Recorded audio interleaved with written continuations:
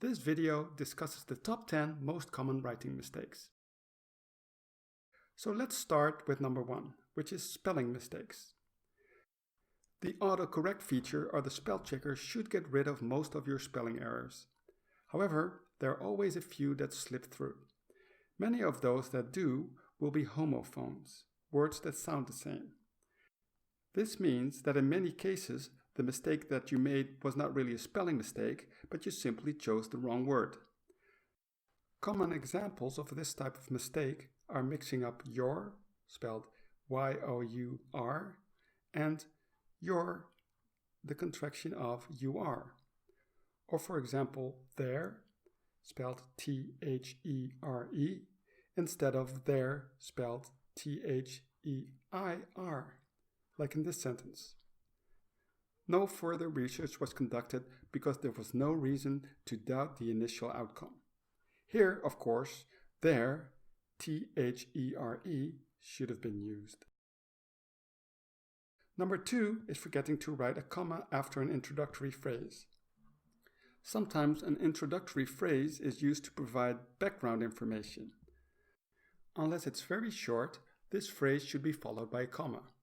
So instead of writing, while the market research was still being done, the company was already looking for a new location for their factory, with no comma, a comma should be put after the word done, because that is where the introductory phrase ends. If you're struggling to decide where to put the comma, listen to where you would pause if you read the sentence out loud. Comma splicing is number 3.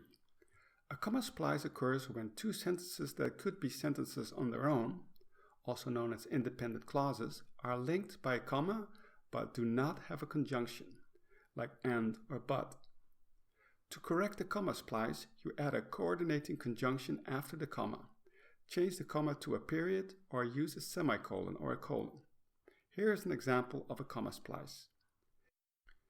His assistant gathered the necessary data. He was responsible for the analysis. In this case, to correct the sentence, you could use the conjunction but. So the sentence would look like this. His assistant gathered the necessary data, but he was responsible for the analysis. Another option would be to use a semicolon instead of a comma, like in this example. Also note that without the conjunction but or the proper intonation, it may not be clear who is meant by he. Writing run-on sentences, which is number 4, is also common. A run-on sentence occurs when two sentences that could be sentences on their own are linked using a coordinating conjunction without using a comma. The most common coordinating conjunctions are for, and, nor, but, or, yet, and so. So fanboys. Here's an example. The job interview started at 9, but the applicant was late. The easiest way to fix this run-on sentence is simply to add a comma before the conjunction, like here.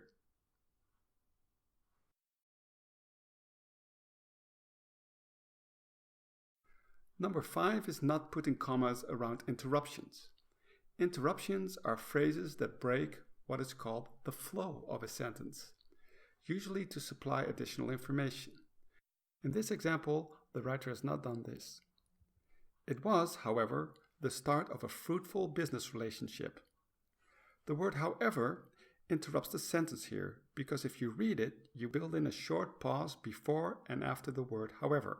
For this reason, you should put a comma around it, like this.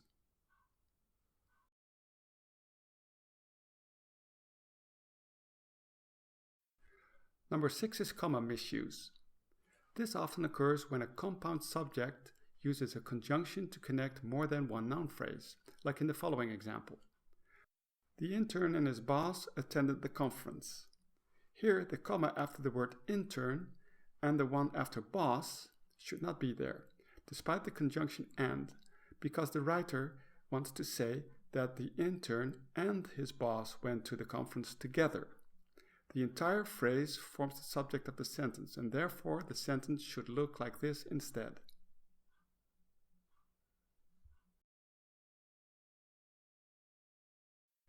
7 is sentence fragments. A sentence is considered a fragment when the subject, the verb, or both the subject and the verb are missing from the sentence, or when the sentence does not express what's called a complete thought.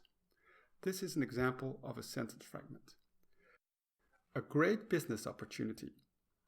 This sentence is missing a subject and a verb, so the easiest way to correct it is to add these, like this. It was a great business opportunity. Squinting modifiers is number 8.